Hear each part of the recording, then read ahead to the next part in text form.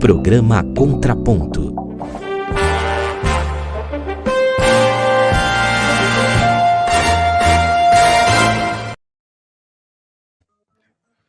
Estamos retornando. Agora são 9h01, 9h01. Você está na Rádio Com, na frequência 104.5 no FM. Também estamos na internet, no canal da Rádio Com no YouTube, na página do Facebook também. Hoje temos o canal disponível para o Brasil de Fato RS, porque temos também uma parceria mais adiante com o Brasil de Fato RS. A Vanessa está aqui hoje para fazer o seu trabalho, como sempre tem feito, com a competência e a dedicação habituais, e também para fazer uma despedida da equipe aqui do Contraponto. Bem-vinda mais uma vez. Bom dia, Vanessa. Bom dia, Regis. Bom dia também a todos os nossos ouvintes, internautas, todo mundo que está conosco aqui nesta manhã de quarta-feira, em parceria com o Brasil de Fato, e, obviamente, para tratar desse tema que nos custa muito, né, nessa minha despedida aqui da rádio, mas espero... minha despedida, na verdade, do Contraponto, né? Enfim, porque é o mesmo horário que eu vou estar trabalhando lá na Dufpel, então não vai ter como continuar mantendo aqui esse espaço juntamente contigo, né? Mas o Contraponto continua, obviamente, e a gente deseja sucesso sempre para o jornalismo diferenciado aqui da Rádio Com. E nós vamos já para a pauta agora, tratar desse assunto que é de uma gravidade extraordinária. A juíza de Santa Catarina negou o aborto à menina de 11 anos, vítima de estupro. E no card aqui, com toda a sensibilidade que sempre demonstra o nosso companheiro Diego Portela, tem ali, né, a bandeira do Brasil estilizada, num tom rosa, também o círculo central, e ali onde estaria a ordem e progresso, diz: criança não é mãe. Então, o simbolismo dessa imagem aí é extraordinário, né? Para retratar esses episódios aí estapafúrdios da vida social do nosso país, infelizmente. E nós temos uma primeira convidada, que é a Fernanda Miller.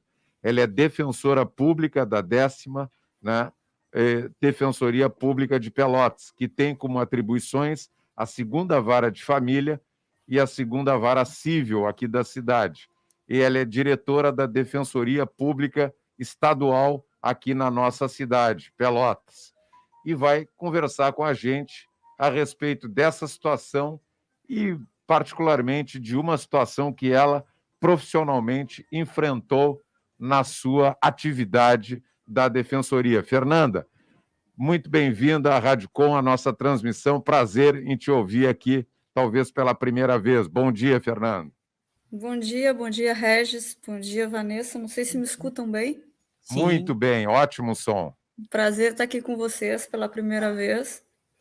E, enfim, como disse a Vanessa, de certa forma, que pena que precisemos, né, comentar situações como essas, porque parece que apenas quando gera a comoção nacional, que é o que aconteceu, pelo que aconteceu, é que talvez através disso se consiga mudar alguma coisa, né? Se consiga mudar as nossas políticas de saúde pública, porque o problema começa aí, né?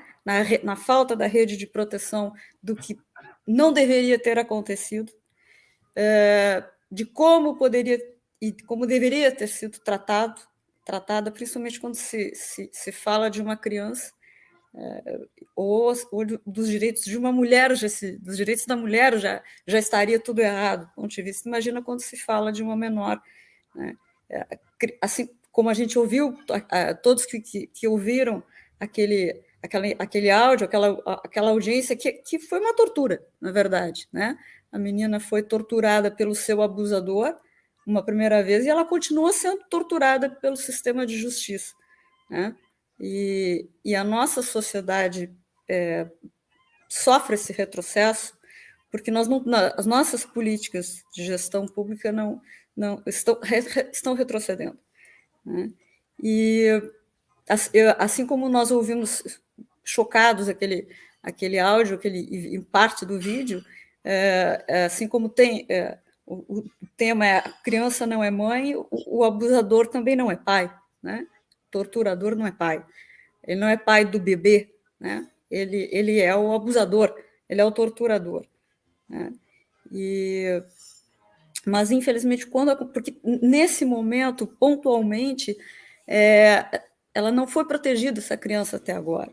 Então, a sociedade agora precisa dar proteção a essa menor e que ela realize agora, com tranquilidade, o procedimento médico que precisa realizar, se não pelo risco de vida física, que ela certamente corre, pelo risco à vida da saúde mental dela, que eu acho que certamente vai ficar marcada para sempre.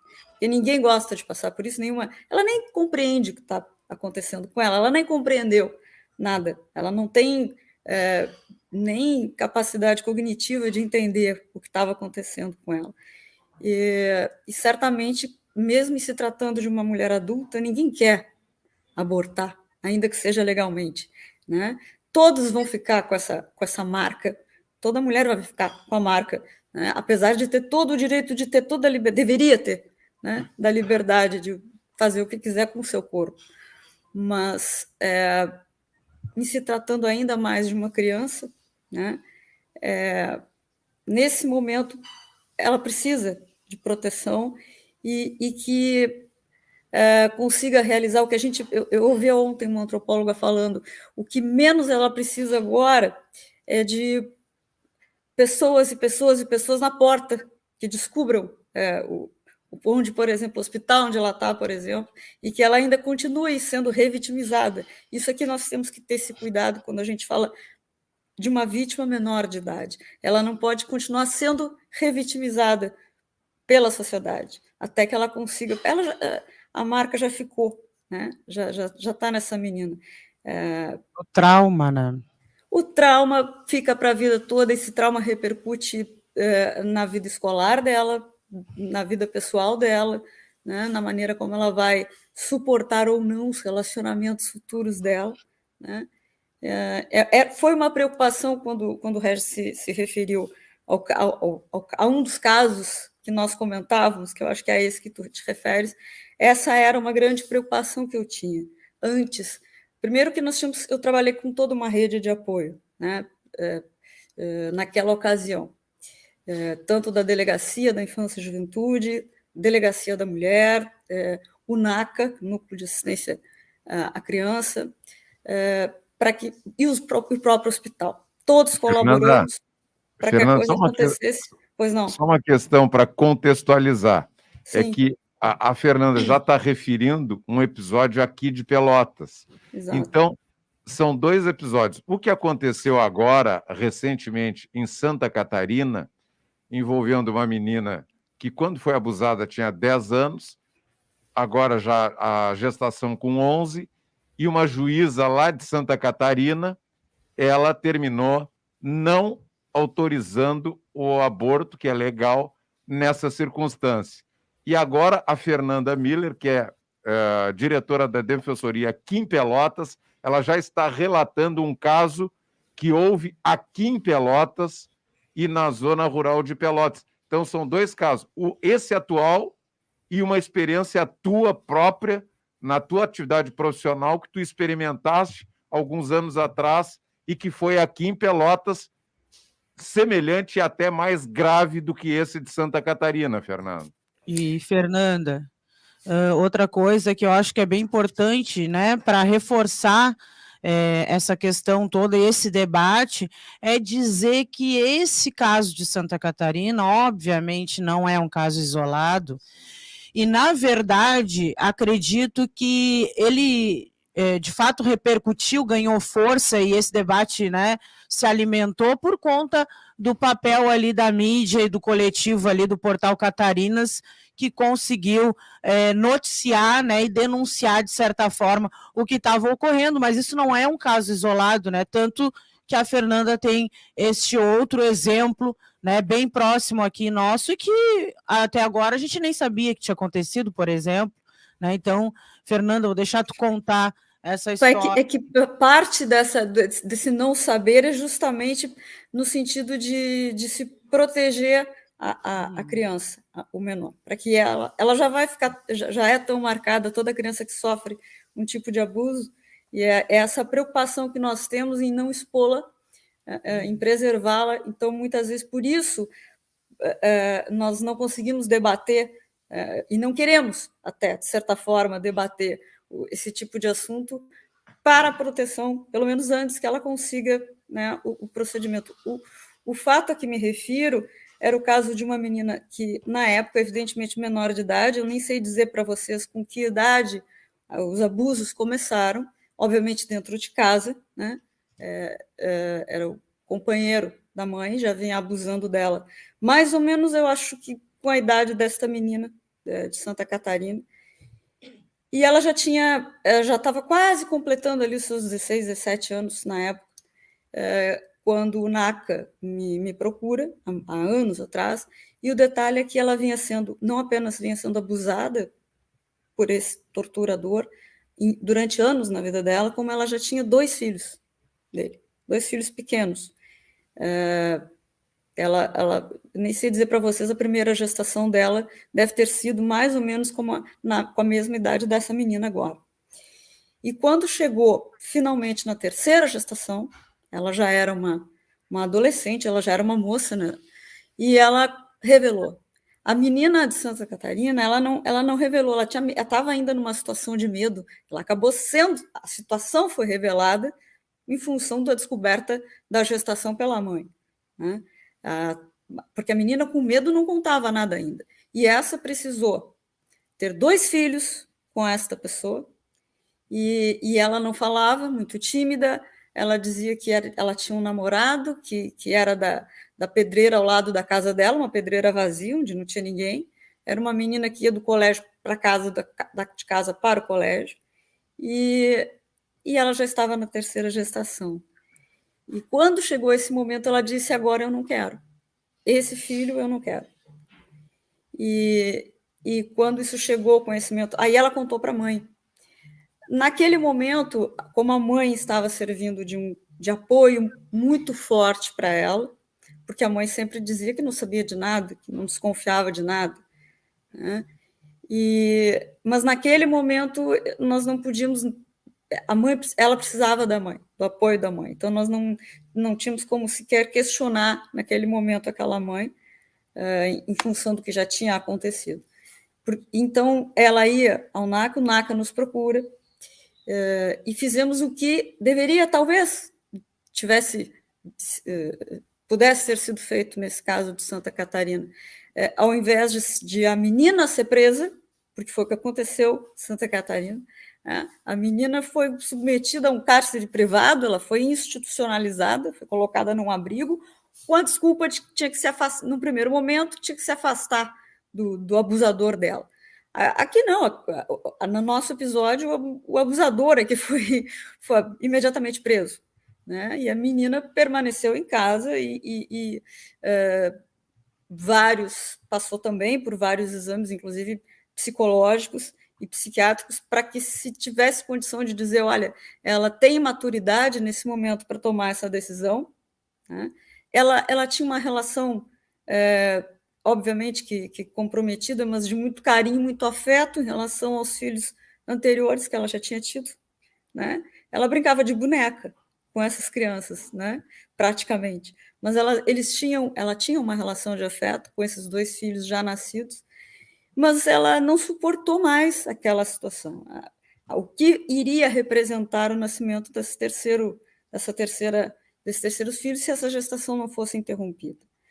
E então, a partir daí, tivemos que ingressar com a ação judicial, porque quando se diz assim, mas nos casos de aborto legal, sabidamente há todo um protocolo de saúde pública para essas políticas de agravamento,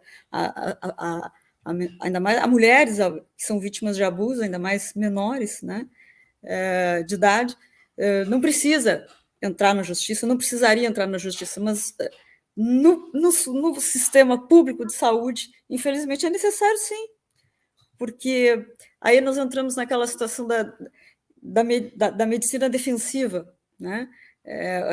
Os médicos se negam, eles não fazem, né?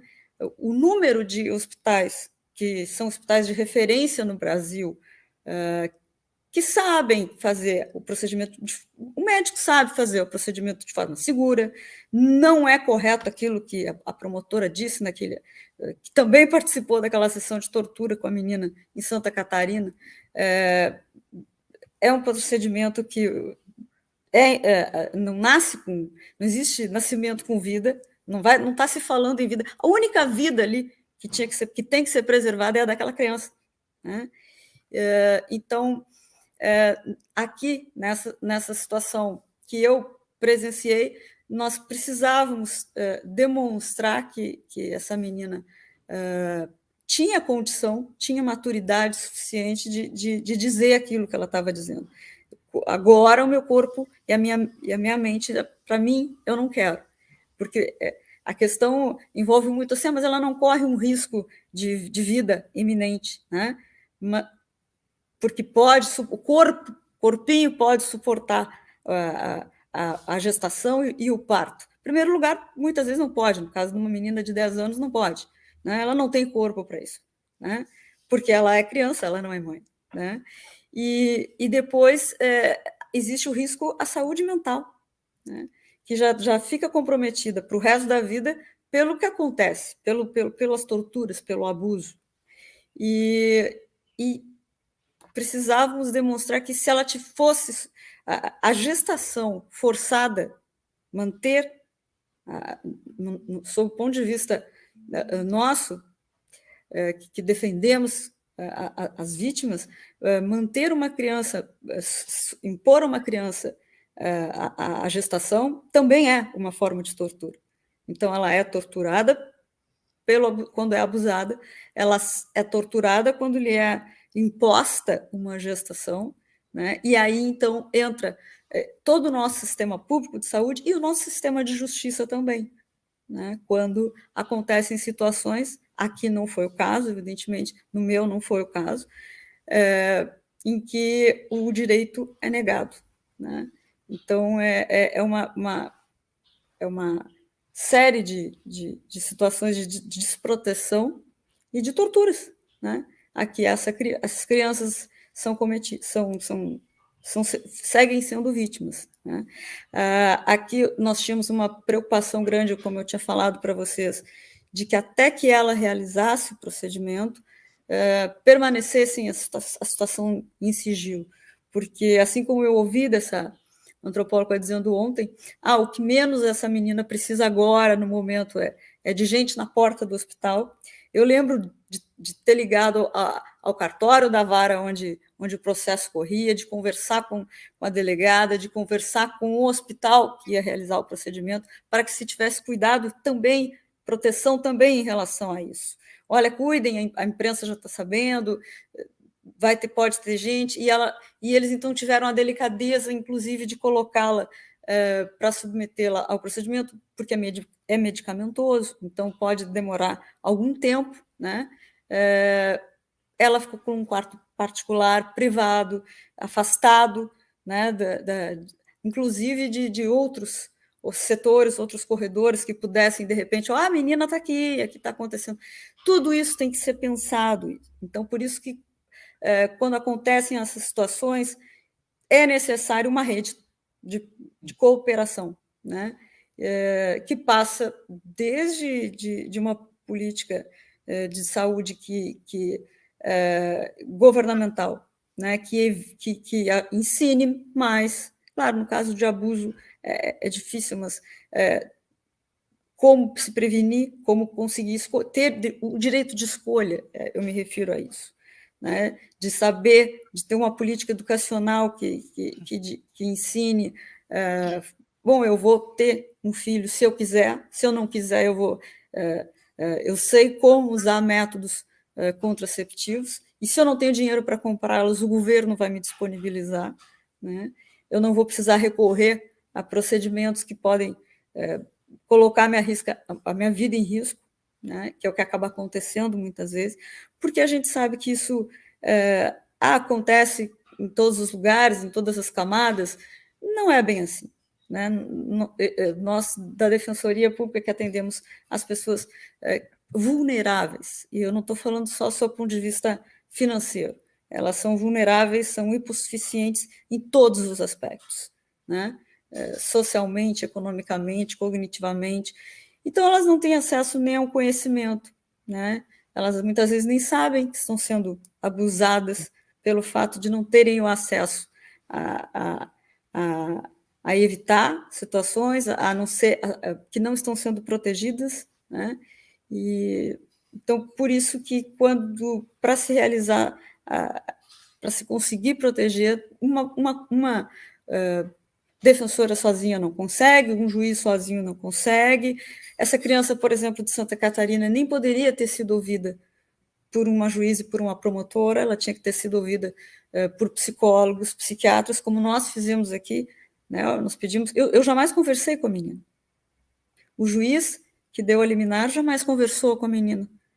Eu não conheci a menina. O juiz não conheceu a menina. Né? Quem conheceu, quem conversou com ela, foram assistentes sociais, foram psicólogos, foram psiquiatras, que tinham, então, como nos dizer a situação. Olha, é risco de saúde, sim, mental para essa menina, se ela tiver que ter o terceiro filho do abusador dela. Né? As coisas... Talvez aqui um exemplo, eu não vou falar que foi bem sucedido, porque numa situação dessas, né, não há nada bem sucedido. Está tudo errado no nosso sistema de saúde e o nosso sistema de política está todo errado. Né? A violência que é praticada contra os direitos da mulher, né? Porque não é só a Constituição Civil dá o direito da mulher, né? Do aborto legal, o Código Penal dá o direito, né? Aliás, eu já questiono essa questão de se tratar judicialmente o direito ao aborto legal como uma questão de direito criminal. Né? Eu não sei como acontece em outras várias de outras cidades, mas aqui em Pelotas, isso para mim já é uma forma de violência à mulher. Independente de idade, se eu vou entrar com um pedido judicial para interromper uma gestação, com aborto legal, né? Eu preciso fazer esse pedido na vara do júri, para o juiz criminal, né? Para que a criança, ou o adolescente, ou a mulher adulta que esteja, que queira interromper a sua gestação fazendo um aborto legal e que precise da autorização, ela tem que pedir essa autorização para o juiz do júri, que é aquele juiz que trabalha com as pessoas que cometem ou tentam cometer crimes dolosos contra a vida. É como se ele estivesse dando naquela sentença uma forma de, uma espécie de salvo-conduto, assim, olha, então eu vou dizer que nesse caso tu pode fazer, tu não vai ser considerado assassino, tu não vai a júri. Isso, para mim, já é tá errado tratar isso do ponto de vista criminal, não deveria nem, não é? Eu acho que nesse caso da menina de Santa Catarina até foi acho eu que era a vara da infância e juventude que estava tratando da situação. Mas em alguns lugares como aqui, o pedido não é nem sequer feito numa vara civil. Né? E aí também tem a questão da justiça. É muito difícil, eu compreendo, por ser mulher, por ser mãe, eu compreendo a dificuldade que tem do ponto de vista humano, né? Se colocar no lugar de quem está a julgar, eu vou autorizar. Ninguém consegue tomar uma decisão autorizando ou não autorizando, sem tirar de si. Eu sei que nós sabemos que o Estado brasileiro é laico, mas as pessoas também têm a sua liberdade de ter, né, as suas crenças religiosas, filosóficas, morais, mas então a postura que aquele que vai tomar a decisão tem que ter como também já participei, já vivenciei situações assim, não no caso específico desta menina, que já estava na 3ª gestação, mas em outros pedidos, que por questões, juízes que ao ter de decidir, mas que sabiam que iriam levar em conta, porque somos humanos, né, as suas crenças, sejam religiosas, sejam éticas, morais, filosóficas, então a medida foi, eu vou me afastar do caso, eu vou me abster de julgar. Eu já passei por 2 situações assim, e são exemplares, né? Porque a pessoa sabe que ao tomar a decisão vai levar em consideração esse aspecto, e não deveria levar. Então, eles se dão por impedidos, se deram por impedidos, né? Isso é um ato de muita coragem, né? Fernanda, eu acredito. O procedimento numa rádio tem circunstâncias de tempo e tal. Sim, sim. E tem também prioridades. Se a Vanessa quiser perguntar, ela fica à vontade, porque é um assunto que vocês, mulheres, têm muito mais propriedade para abordar do que nós, homens. Isso é evidente. Agora, uma coisa que me chamou a atenção muito, Vanessa, foi a sensibilidade da condução, tanto da defensora Fernanda Miller, que estamos ouvindo, quanto do juiz.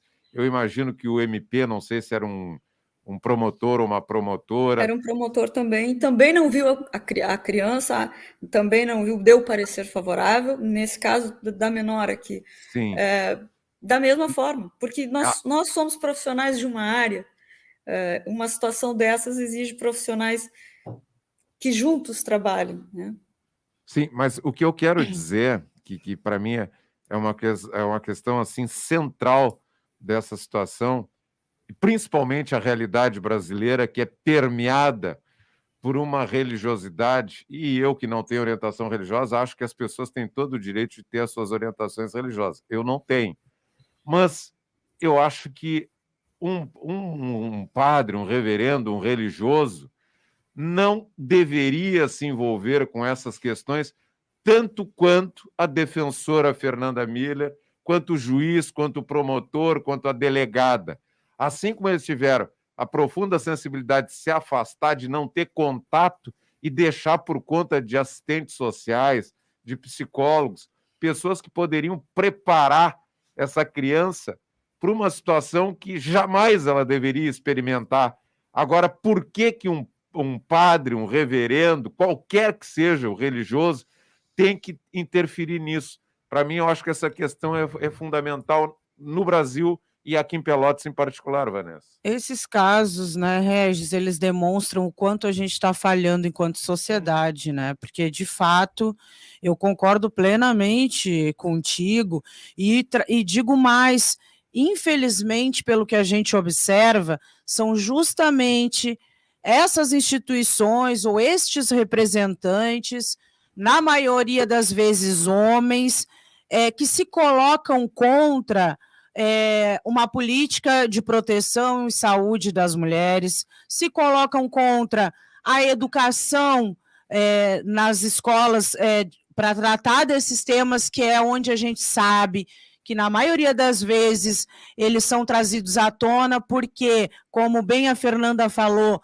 muitas vezes essa vítima ela não sabe, por ser criança, inclusive, que está sendo violentada, e aí numa aula, né, onde o professor ali, com toda a sensibilidade, está conduzindo esse assunto e traz, de certa forma, falas do tipo, olha, ninguém pode tocar no teu corpo, ninguém pode violar o teu corpo, que a criança acaba se dando conta que aquilo que está acontecendo com ela é errado e acaba denunciando.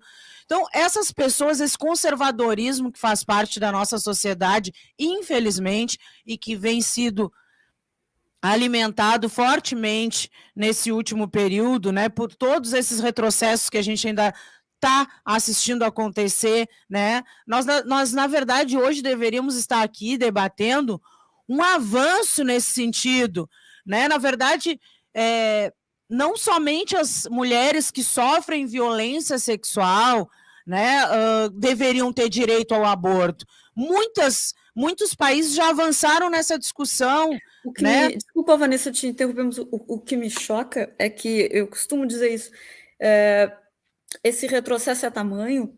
Eu não sei se hoje no Brasil se fizesse um plebiscito, por exemplo, vamos tornar o aborto possível, eu acho que não só correríamos o risco de recebermos um não total, como eu acho que as duas, né, legais, e a outra, o outro aborto, que é o caso da anencefalia, permitido, talvez hoje fossem retiradas.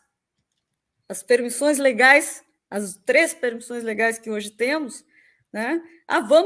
Vamos tornar o aborto legal no Brasil. Eu tenho certeza de que seria um sonoro não, como acho que correremos o risco até das hipóteses em que hoje o aborto é legalizado, fosse retirado, fosse criminalizado. Eu acho que correremos este risco até, em termos de sociedade. O obscurantismo não existe só, ou não é que não exista, mas ele não é que não exista só no campo da política, ele reflete, né? Porque tudo é política. Então, ele reflete em todos esses aspectos.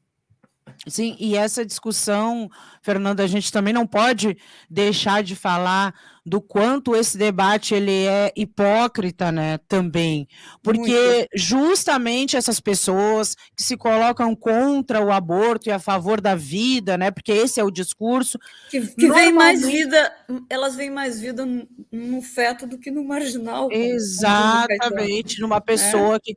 E são essas mesmas que dizem que bandido bom é bandido morto, não bandido ressocializado. Mas o feto não. O feto tem vida. Não, mas o que eu quero dizer é que justamente essas pessoas, quando elas têm um poder aquisitivo, elas realizam aborto em clínicas... Ninguém fica sabendo.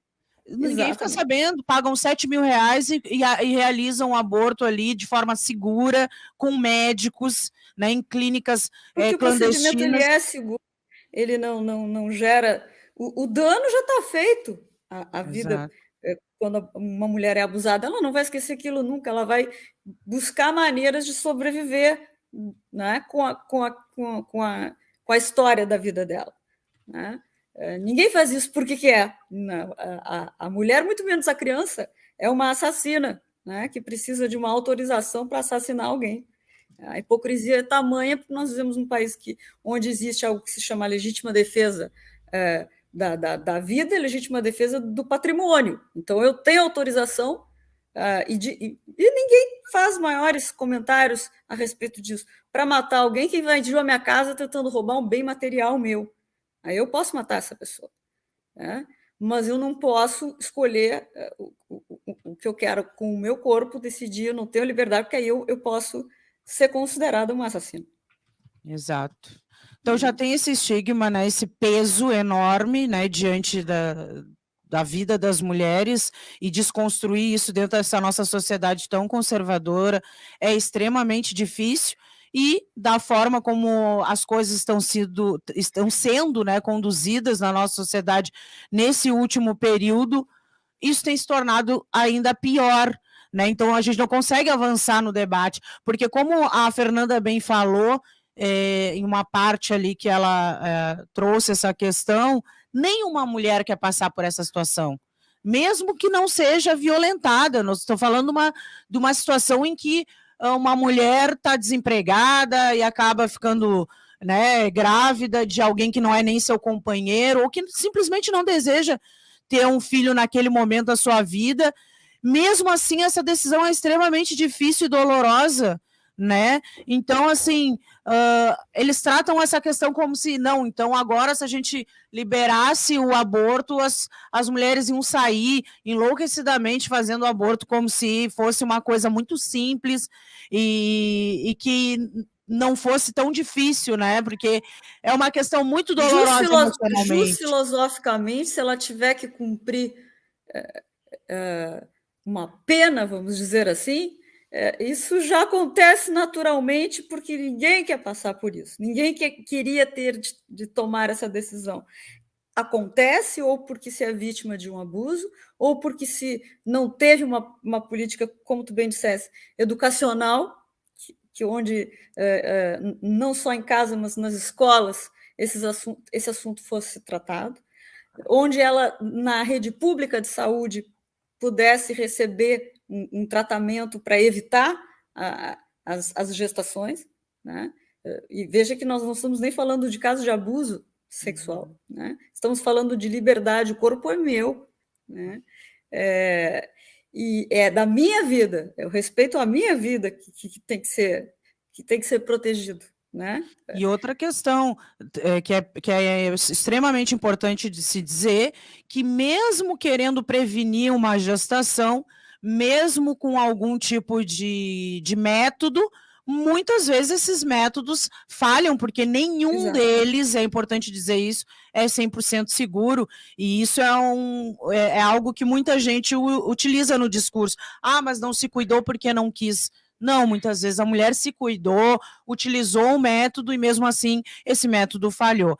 Sim. Nós estamos vendo aqui na sala, agora caiu, né? Bem na hora que eu ia chamar ela caiu da transmissão, a nossa convidada, a Rúbia da Cruz, ela está chegando por aqui, eu não sei se ela está nos ouvindo, se ela está em condições, é que ela tinha me dito que a internet dela não estava tão boa, né?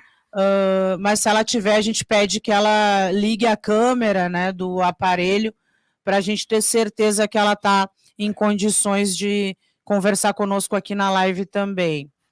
Pelo visto, acho que não. Porque nós já estamos com 9h37, estamos aguardando para ver se a nossa outra convidada ela já se incorpora à transmissão aqui da Rádio Com.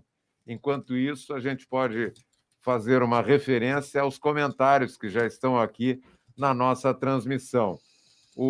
A Isabel Guerra dando bom dia para nós. Bom dia, Isabel. Também o César de Lima Melo, bom dia para ele. A DJ Elô diz bom dia. Voa, Vanessa, muito sucesso para ti. A Martina Schimzek está nos acompanhando direto da Alemanha, diz: e a juíza foi promovida. Ela coloca o promovida com letras garrafais aqui nos comentários e diz pouco antes do assunto vir à tona. Eu vejo um contexto nisso. Ganho bônus por massacrar uma criança em vez de ser presa por isso, né? E o Alexandre Luna diz: bom dia. Infelizmente, o Deus, entre aspas, de nazifascistas, condena o aborto e a homossexualidade, mas não condena a morte de pessoas já nascidas. Isso é hipócrita, para se dizer o mínimo. Parece que agora sim nós vamos ter a nossa convidada, a Rúbia. Olha, já nos ouve e eu já ouço os sons que ela está emitindo antes de falar. Agora vai falar para a nossa alegria aqui na transmissão da Rádio Com, e ela vai corrigir a pronúncia. Se eu não pronunciar o nome dela adequadamente, ela fica à vontade para me corrigir. A Vanessa disse Rúbia, eu vou dizer Rúbia também. Rúbia Abs da Cruz. Tá certo, eu já noto que ela está dizendo. Só uma apresentação rápida. A Rúbia Abs da Cruz é advogada, mestre em Direitos Humanos, faz parte do Comitê Latino-Americano e do Caribe para a Defesa dos Direitos da Mulher, CLADEM.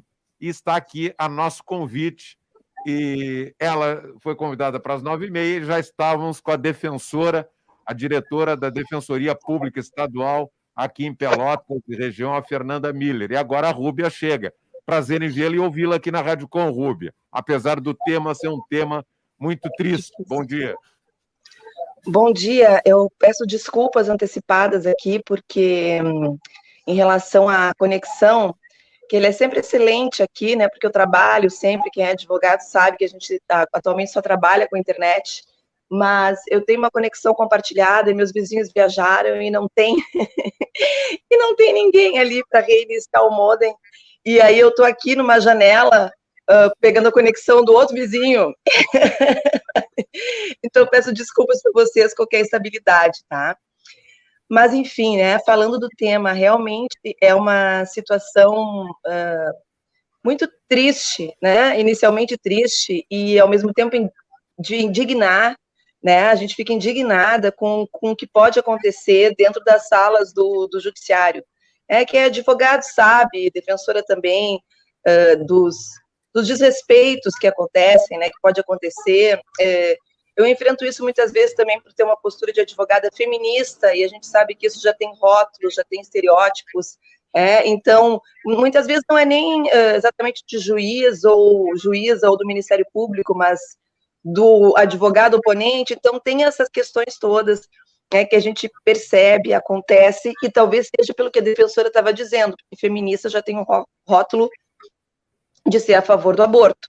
Então, as pessoas já partem de uma premissa, assim, e trazem todo um discurso totalmente equivocado em relação a isso. Mas, assim, por quê, né? Quando a gente consegue essas gravações de vídeo que são sigilosas, a gente consegue perceber que isso acontece, que acaba sendo uma prática, uma relação de poder, uma relação de poder institucional, muitas vezes, que acontece nessas audiências que são privadas. A gente teve um caso aqui, uma vez, que o próprio judiciário, que foram desembargadores que denunciaram também o promotor de justiça, que era um tema parecido, também era direito ao aborto legal, também de uma menina, que ele condenava, dizendo, na hora estava bom, agora tu não quer, e tal. Era uma situação, assim, também bastante delicada.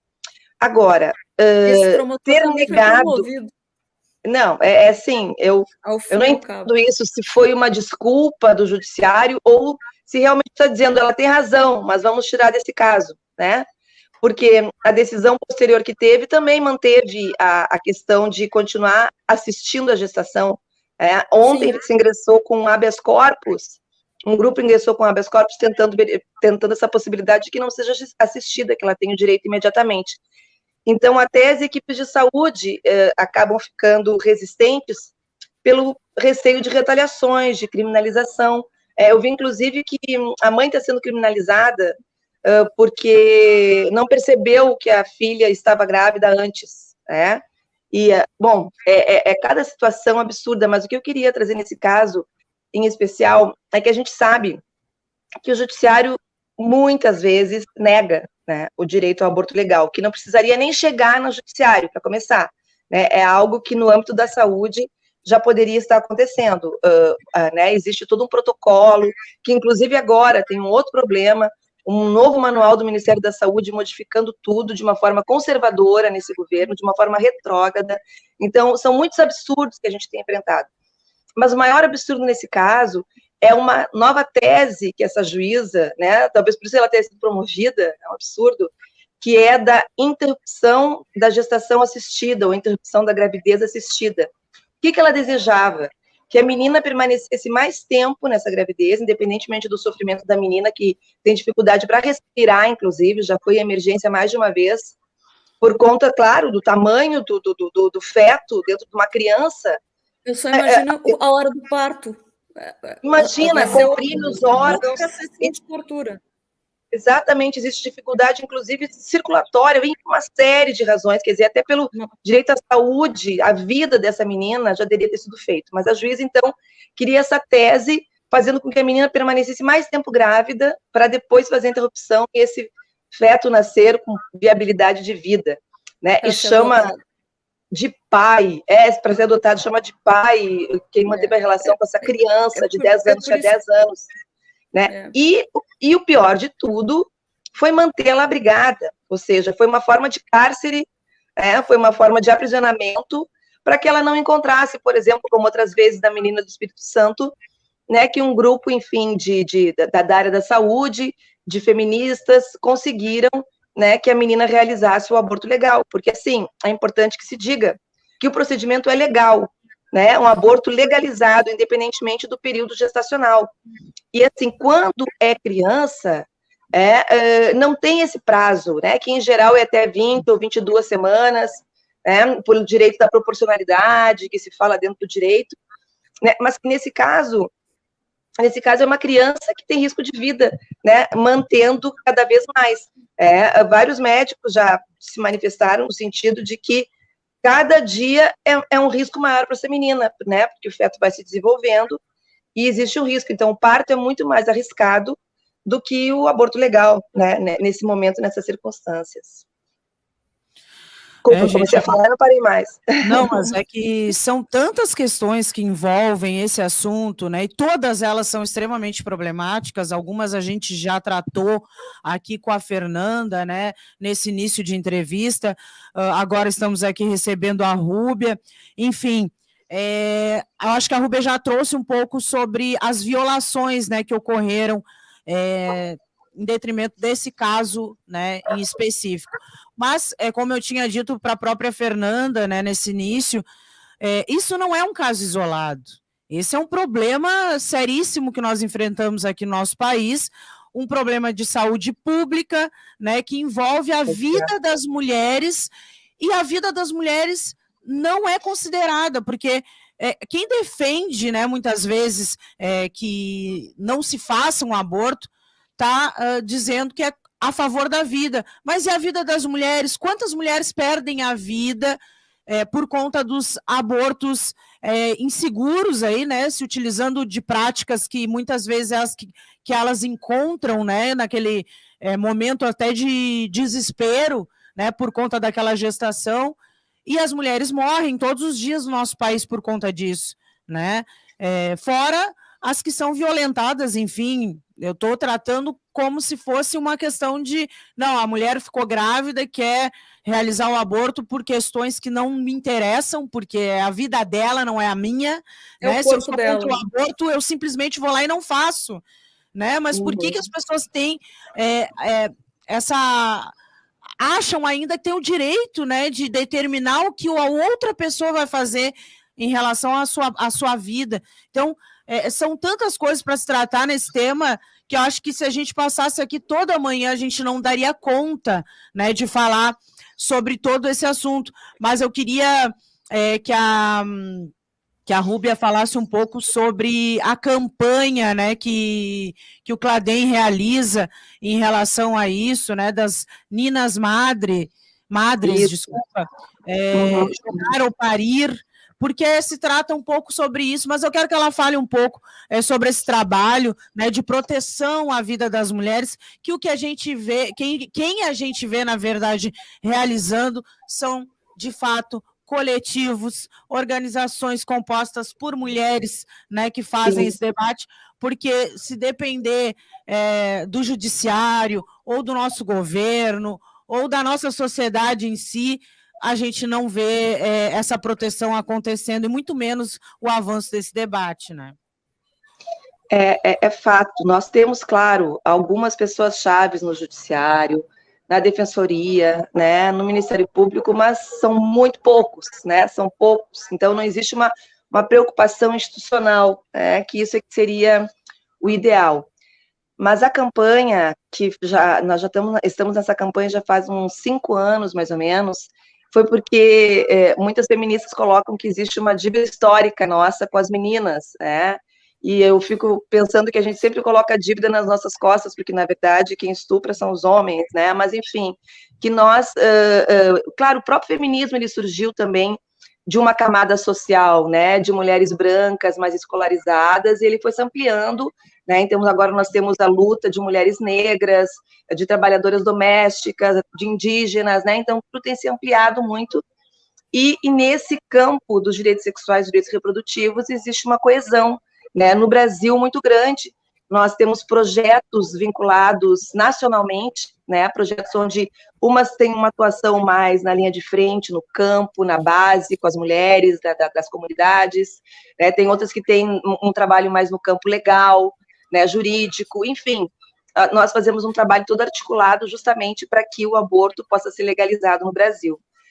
Mas a campanha em específico quase toda a América Latina e Caribe, né, porque o Cladem começa, do México até o Uruguai, né, em toda a América Latina e Caribe nós somos as únicas que falamos em português, então muito material a gente também precisa fazer a tradução, enfim, mas é um trabalho em conjunto. O Cladem é uma rede de advogadas feministas, também tem algumas que são sociólogas, antropólogas, mas é basicamente juristas, né, e a gente começou com essa campanha porque a gente viu a gravidade da situação, né? Nós fizemos uma pesquisa que detectou que no Brasil, em torno de 26 mil a 29 mil meninas por ano, elas são mães, se tornam mães, isso com menos de 14 anos, a gente não está fazendo aquele dado de 10 a 19. É meninas com menos de 14, com 10, como essa, com 11, né, que agora ela fez 11, 12. São crianças, né, que ficam grávidas, e o serviço de aborto legal não dá conta de 10% desses casos. Esse chegou na mídia, mas o serviço existe, né, e acontece com inúmeras dificuldades, com entraves, né, mas em torno de 2.000, 2.500 meninas conseguem realizar o aborto legal no Brasil. Então, a defasagem é imensa, né? Imagina, em torno de 26 mil a 29 mil que ficam grávidas, e as pessoas não sabem, né? Não têm essa informação, não conseguem acessar esse direito. Então, a campanha busca dar visibilidade, né, para essa questão, para esse problema da violência sexual em relação às meninas. E não vai dar tempo de falar, enfim, aqui da pesquisa, mas nós fizemos 2 pesquisas também em âmbito regional, né, em toda a América Latina e Caribenha, em relação aos vínculos que existem do início da violência sexual, do início, né, é terrível falar assim, mas, digamos, um primeiro problema de violência, da violência sexual, e enquanto ela impacta no direito ao aborto legal ou na morte materna, né, porque tem 5 vezes mais chance das meninas com menos de 14 anos morrerem no parto do que mulheres com idade, né, depois dos 19 anos, digamos assim, onde o corpo já está mais formado. 5 vezes mais, né, chances de morrer em morte materna. Então, tem uma vinculação com todas as violências que acontecem de morte, inclusive para fazer o aborto de qualquer forma, né? Então, muitas meninas também morrem nessa trajetória, outras morrem na morte materna, e a gente sabe de inúmeras pesquisas que falam quanto que meninas que são violadas sexualmente têm a tendência a não se cuidarem. Então, também tem uma vinculação com o suicídio, tem uma vinculação com DSTs, né, com todos os tipos de DSTs, porque não se cuidam, acabam tendo relação sexual. O Estado vai gastar com elas muito mais do que se tivesse antes. Também. Bom, eu sei que chega até na questão do desaparecimento, porque tem países onde esse dado apareceu mais forte. No Brasil, a gente não tem um trabalho específico em relação a desaparecimentos, né? Mas que são meninas que, claro, né, num número X proporcional nesses países, não é todos os desaparecidos, obviamente, mas que essas meninas muitas vezes desaparecem porque ficaram grávidas do estuprador, então elas são assassinadas, na verdade, né? Então, tem morte materna, e chega no feminicídio. Então, é uma rota de violência que não acaba mais, né? Porque eu imagino todos os traumas que essa menina, do nosso caso aqui específico, vai viver, né, em decorrência disso. Então, é realmente muito traumático, muito triste, e a gente não vê uma preocupação efetiva. Claro, a maioria dessas meninas são meninas negras, indígenas, pobres, sem escolaridade, isso também é um dado da pesquisa. Então, parece que não existe uma preocupação. Eu lembro uma vez, só para finalizar, é um outro tema, mas que tem relação, que eu estava preocupada aqui, eu moro em Teresópolis, meu filho estudava aqui no João 23, e próximo aqui tem a Vila Cruzeiro, e soube de uma série de assassinatos que estavam acontecendo com meninos jovens, e parecia que eram 18 meninos que tinham sido assassinados no verão, e eu fui perguntar para um policial se isso era verdade e tal, um policial, assim, militar de rua, eu estava preocupada, claro que eu ainda tinha o privilégio de levar e buscar meu filho, mas muitas pessoas não têm esse privilégio, aí, de carro, né, que eu quero dizer assim, e aí ele disse, não, mas a senhora não se preocupe, eram todos meninos negros ali do tráfico, se morre um menino branco vai ser outra repercussão, e outra segurança. Eu fiquei assim chocada, não sabia nem o que dizer para ele, né? Ou seja, que vidas tem por no nosso país, né? Quais as vidas? Porque também a morte materna, não sei se vocês viram, aumentou 77%. Não tinha esse número desde a década de 90, quando se começaram a ter trabalhos específicos. Então, com a pandemia, com a falta de pré-natal, com a falta de cuidado, retiraram todos os serviços, praticamente, de aborto legal no país, quer dizer, também tem uma quebradeira de políticas públicas total, né, que aconteceu nesse período. Então, mais esse problema, mais meninas e mulheres morrendo, né, quando estão dando uma nova vida. É muito, muito chocante, muito triste. Nós estamos na Rádio Com, agora são 9h56, tratando hoje na pauta a respeito do caso lá de Santa Catarina, né, em que uma juíza negou o aborto a uma menina de 11 anos que foi vítima de estupro. Já tivemos um relato da defensora, diretora da Defensoria Pública Estadual aqui em Pelotas, Fernanda Miller, de um caso tão ou mais escabroso do que é esse que aconteceu em Santa Catarina, que a defensora Fernanda Miller acompanhou de perto a situação. E agora estamos ouvindo também a Rúbia Abes da Cruz, que é integrante do CLADEM, que é uma organização latino-americana de ONGs. Inclusive, a defensora Fernanda Miller citou uma ONG aqui de Pelotas, que é o NACA, que é um núcleo de apoio a crianças e adolescentes. Eu não sei bem se classifica como ONG, né? Porque é uma rede ligada às secretarias e tudo, é um núcleo de apoio à criança. Não só para situações de vitimização de violência, mas em toda situação em que menores precisam de algum tratamento, de alguma proteção psicológica, psiquiátrica. Eu que atuo em vara de família, sempre contamos muito com apoio. Quando a criança se encontra numa situação de risco e precisa de um acompanhamento, de um tratamento, de uma avaliação, nós encaminhamos para o NACA. Muitas denúncias chegam até o NACA e o NACA nos procura ajuda do seu ponto de vista jurídico, né? Eu queria, falando no NACA, só mais uma coisinha, que aqui em Porto Alegre nós temos o CRAI, muitas vezes até se encaminha do interior, que é o Centro de Referência de Atendimento Infanto-Juvenil. Que temos aqui em Pelotas também, o CRAS. E isso, a violência sexual é um local onde todas as mães, e se tiver pais também, né, nesse caso, podem levar a criança, em geral, após um registro policial, de suspeita de violência sexual, e tem todo um trabalho psicológico, de assistência social que se faz, e pode ser encaminhado, em caso de gravidez, sim, para o aborto legal, aqui em Porto Alegre. Sabe por que eu corri o risco de dizer que o NAC era uma ONG?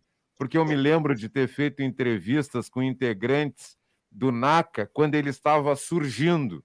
Eu não acompanhei a ceia de Cristo, evidentemente, mas eu já tenho uma vivência aqui em Pelotas nesse ambiente, dessas questões das estruturas da sociedade civil que se mobilizam muitas vezes para preencher espaços que o Estado não consegue preencher. Então, lá atrás, quando me procuraram num outro veículo de comunicação, eu me lembro de psicólogas, advogadas, que estavam estruturando o NACA aqui em Pelotas, e a lembrança que eu tenho, Fernanda, é que era uma ONG. Se é uma ONG ou não, eu não vou cravar aqui. Mas juridicamente, eu não sei qual a personalidade. O papel que cumpria era muito interessante, e aí eu vejo NACA, CLADEM, e eu vejo se somando aos esforços que vocês, Fernanda, servidoras públicas, como defensoras e advogadas, que nem sempre são defensoras, mas têm um papel como a Rúbia na luta feminista das operadoras de direito. Então, eu gostaria que a Fernanda perguntasse alguma coisa agora para a Rúbia, ou fizesse algum comentário sobre essas relações entre organizações da sociedade civil e o Estado. Nós já estamos 10 horas aqui, o tema é tão envolvente que a gente até descuida da hora. Fernanda, por favor. Eu conheço um pouco, Rúbia, do trabalho, do que eu li, né, da campanha e do trabalho do livro, daqueles relatos que vocês, que o CLADEM tem em relação à situação, em como aconteceu, como o ritmo tanto de violência na sociedade patriarcal onde a gente vive, né?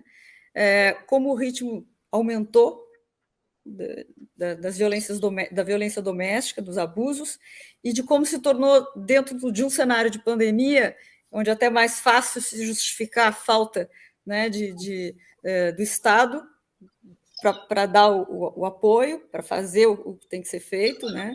E que, na realidade, eu lendo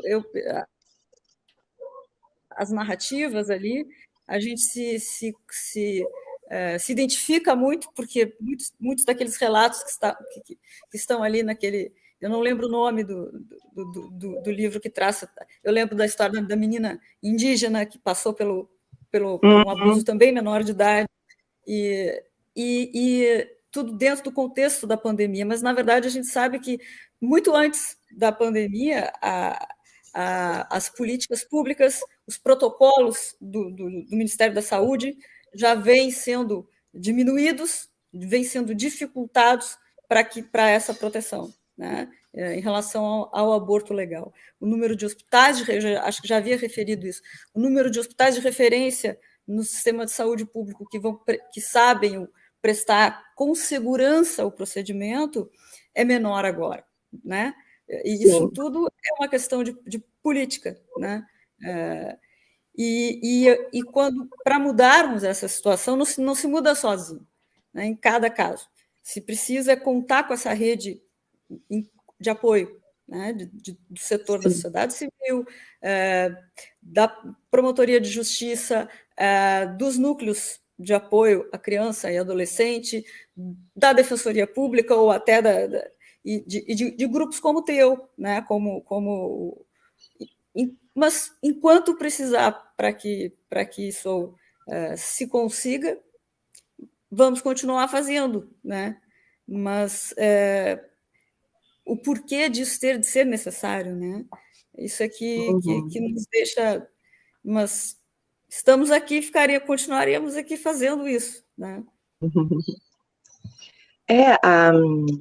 Ainda é absolutamente necessário, e isso começou no Brasil ainda na década de 90, né, de termos organizações não governamentais buscando não só apoiar, como pressionar. E muitas vezes a gente percebe que as ONGs têm um trabalho barato, digamos assim, né? Se o governo teria que investir 1 milhão em alguma política, ele repassa 200 mil para a ONG, que é que dê conta, né, de fazer todas as possibilidades de políticas públicas e tudo mais. Em relação ao CLADEM, uma outra atuação que nós temos 2 casos na Comissão Interamericana de Direitos Humanos sobre violência sexual, né, para que a gente consiga ter o exame do transtorno de estresse pós-traumático também nos departamentos médicos legais, no Instituto Médico Legal, que a gente tem só a prova física até hoje, né, com validade, e a gente busca essa transformação porque isso deixa sequelas, né, psicológicas, enfim, nas meninas, nas crianças e também nas mulheres, e inclusive em transexuais, travestis, que também sofrem muita violência, também deixa sequelas psicológicas e traumas, enfim, a violência sexual reiterada, ou se for uma única vez com muita violência, enfim, é bastante complexo, né? Mas um dos casos que nós já tivemos vitória é o caso Maria da Penha, né, que nós conseguimos, junto à Comissão Interamericana de Direitos Humanos, que o Brasil fosse recomendado, enfim, né, a ter uma legislação, que nós, então, advogadas feministas, várias organizações, construímos a Lei Maria da Penha, que depois foi encaminhada via executivo, enfim, né, e essa legislação que nós temos. Então, nós temos expectativa de que, em relação aos crimes sexuais, também a gente consiga ampliar. Existe uma série de recomendações que o CLADEM faz ainda ao Estado que deveria estar sendo feito e que não está sendo cumprido pelo Isso, governo. as recomendações, em geral, são embasadas em decisões, ou seja, do Comitê CIDO, da ONU, que é o comitê que trabalha em relação à discriminação contra a mulher. A gente tem algumas recomendações que vêm do CIDO, e tem outras recomendações que vêm dessas decisões mesmo que nós temos na Comissão Interamericana de Direitos Humanos, porque o Brasil tem esse caso emblemático da Maria da Penha, mas outros países da América Latina têm outros casos de mulheres indígenas, enfim. Eu me lembro que quando eu fiz uma especialização, uma especialização no Chile que eu fiz, onde eu estudei um caso que era o Castro e Castro, que era justamente toda a violência que as mulheres que estavam presas durante a ditadura sofreram, totalmente diferente dos homens, e foi reconhecido que existe violência de gênero, porque as mulheres tinham que ficar nuas, elas eram introduzidas com armas, né, na genitália, no ânus, enfim, tinha uma violência específica. Então, e inclusive já existe um reconhecimento internacional da possibilidade do aborto legal, né, e de possibilidade de aborto, né, em todos os países, né, existe esse reconhecimento internacional pela ONU nessas recomendações, enfim. A gente faz um trabalho com litígio internacional também muito forte pela DEM, buscando justamente ter, né, esse respaldo internacional para mudar, né, trazer a jurisprudência internacional para a gente tentar modificar a jurisprudência nacional, com foco em especial mesmo em meninas e mulheres. Já eu tenho 6 minutos. Pode falar. Eu tenho uma audiência pública Sim. agora que também estão me aguardando, que é justamente sobre violência contra a mulher. Então eu não posso mais me estender muito. Era até as horas, né? Só... Isso. Só vou agradecer mesmo a presença de vocês aqui, né, para debater esse importante assunto aqui para todas nós, e esse debate é constante, né? Então, queria agradecer, Rúbia, tá liberado, um ótimo dia para ti, muito obrigado por nos atender, né? Obrigado, Fernanda, também, por toda a contribuição aqui para esse debate. Espero que o Regis, né, e a pessoa que vai me substituir possa ouvir vocês, né, em outras oportunidades aqui na Rádio Com. Um ótimo dia para vocês, apesar de tudo, e até uma próxima. Até, e parabéns pelo debate, pelo tema. Agradeço, até a próxima. A Defensoria está sempre à disposição, sempre que precisar podem nos chamar, que atuando nós já estaríamos, né? E podemos contar sempre em participar desses debates. E tomara que brevemente eu tenha outra companheira mulher aqui também para tocar o contraponto na Rádio Com, porque nós aprendemos muito com vocês, inclusive nessas questões e em todas as outras, e para lutar junto com vocês também. Até uma próxima. Muito obrigado pela presença das duas aqui hoje. Obrigada, bom dia. Bom dia. Programa Contraponto.